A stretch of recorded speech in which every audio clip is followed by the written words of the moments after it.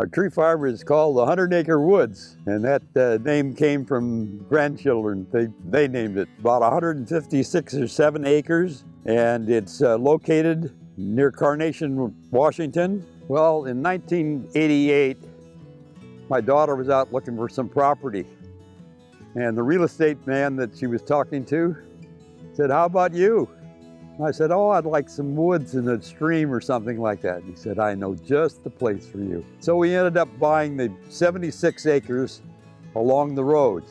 And then about 1998, I got a phone call from Trillium Timber Company. They owned the 40 acres in the middle here, and they were landlocked. And they wanted an easement for the road, so we made a deal on that. And they logged it, replanted it, then they wanted to sell it about a year later. So I was able to buy that. And then about 6 or 7 years ago, Abscon Timber Company bought 40 acres on top of the hill, and he wanted to use the road, and we made a deal on that, and he extended it up the hill. Then a year later, he wanted to sell that, and so we were able to buy that one. Well, we've got 157 acres, primarily Douglas fir.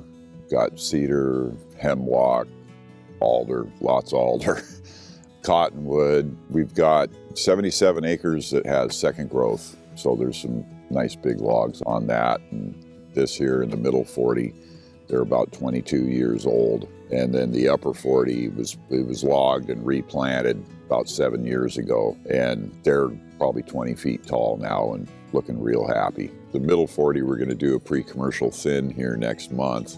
So the forest management plan we put into place in 2015, and that was with the assistance of Wazoo Forest Extension Program in their coached planning. And that plan, it was a lot of fun to do. We covered all of the different areas that a plan requires as far as keeping the trees healthy, managing the forest, and we've got our timeline set out as well as far as what we want to do over the next 20 years. We've got a spring-fed wetland. It's a registered wetland, and there used to be a beaver complex, but the beaver have since gone. Now there's not much water left in it, but when my father originally bought the lower 77, we had a boat in the pond.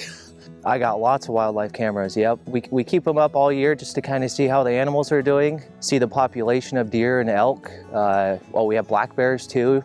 We have a sow with 2 cubs. She just had them this year, so two little baby cubs. Pretty cool to watch them grow up. You got an amazing ecosystem out here. We have cougars, bobcats, coyotes, all sorts of birds, I mean ducks, geese, all sorts of critters out here. Some of the challenges have been the prolific cottonwood and alder choking out a lot of the firs that were planted, and especially in the upper 40.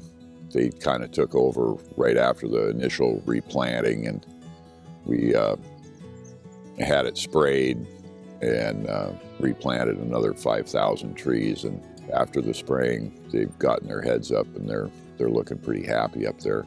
Some of the other challenges we've had is pockets of root rot, which we've addressed and taken out the trees in that area and replaced them with mostly pine and cedar, something that's root rot resistant. And other than that, it's a lot of fun out here. I love hard work, so it's great to be out here.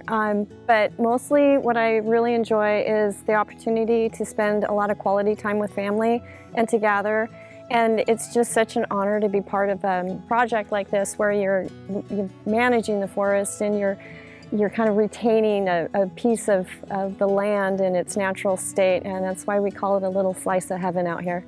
The family's legacy plans for the tree farm is to keep it just as it is. We want to see this continue for generations to come so everybody can enjoy it like we've been enjoying it all these years now.